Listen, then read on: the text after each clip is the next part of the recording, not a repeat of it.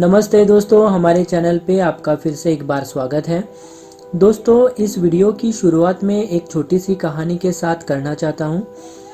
अंग्रेज़ों के समय की बात है, जब एक ट्रेन में अंग्रेज़ों के साथ एक भारतीय सफ़र कर रहा था। उसने सामान्य से कपड़े पहने थे और सर पर पगड़ी थी।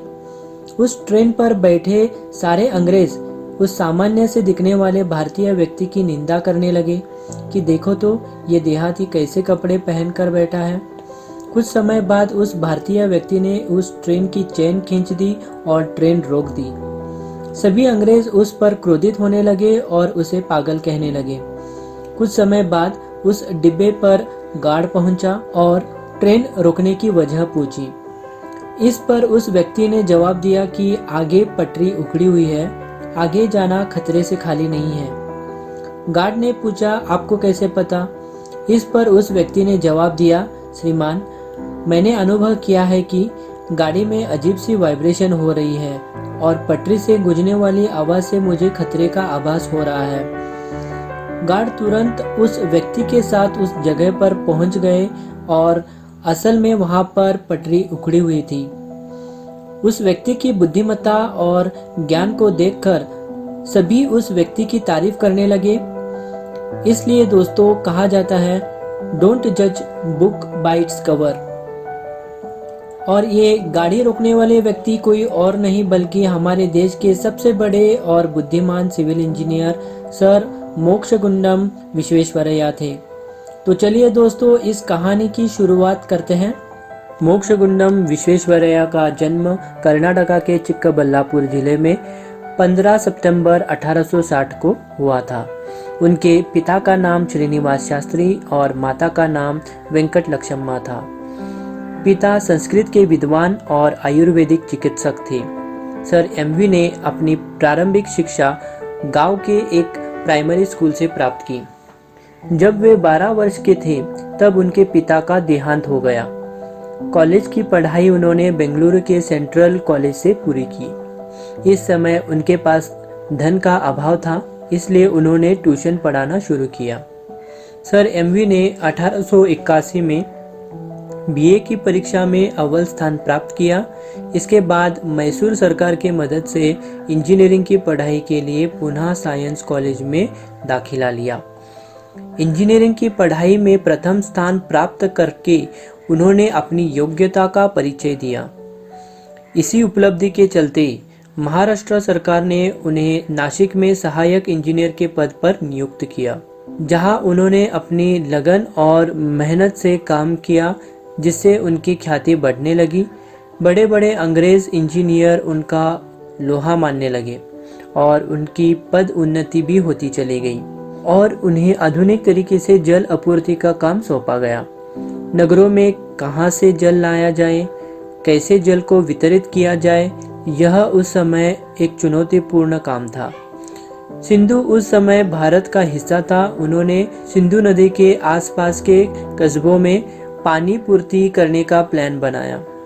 उनका यह प्लान सभी इंजीनियरों को बहुत पसंद आया। सरकार ने सिंचाई व्यवस्था दुरुस्त करने के लिए समिति का गठन किया, जिसके हेड सर एमवी को बनाया गया।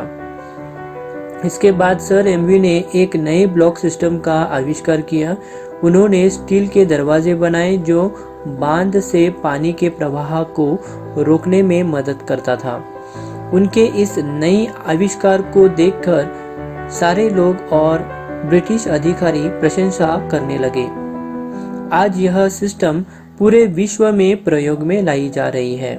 इसके बाद उन्हें मैसूर का चीफ इंजीनियर बना दिया गया और उन्हें मोक्षगुंडम विश्वेश्वरैया से सर एमवी बुलाने लगे। उस समय राज्य की काफी हालत खराब थी।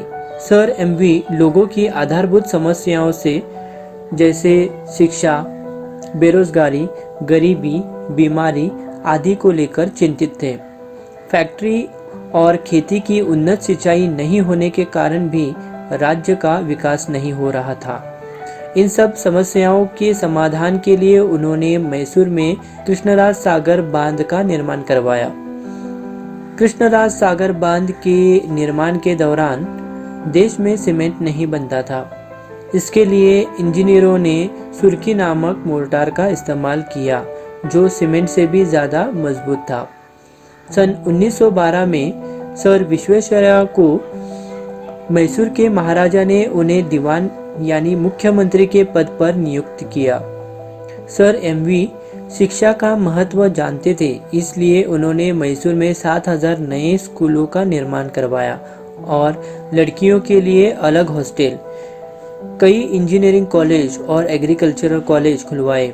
वे जानते थे कि देश में मैन्युफैक्चरिंग इंडस्ट्रीज को आधुनिक तकनीक से विकसित करना देश के विकास के लिए बहुत ही ज़रूरी था। इसलिए उन्होंने जापान और इटली जैसे देशों की मदद से भारत में आधुनिक तकनीक लाने में मदद की।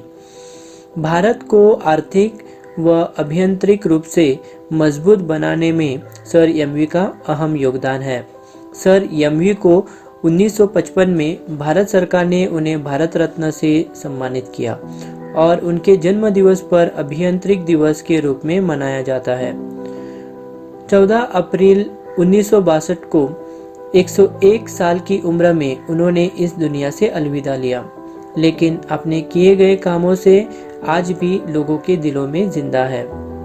तो दोस्तों, आज का वीडियो आपको कैसे लगा हमें कमेंट करके ज़रूर बताइए और अगर ये वीडियो आपको पसंद आए तो लाइक बटन दबाना ना भूलें। इस वीडियो को अपने दोस्तों के साथ ज़्यादा से ज़्यादा शेयर करो और हमारे चैनल को सब्सक्राइब करो। तो मिलते हैं अगले वीडियो में, तब तक बाय बाय।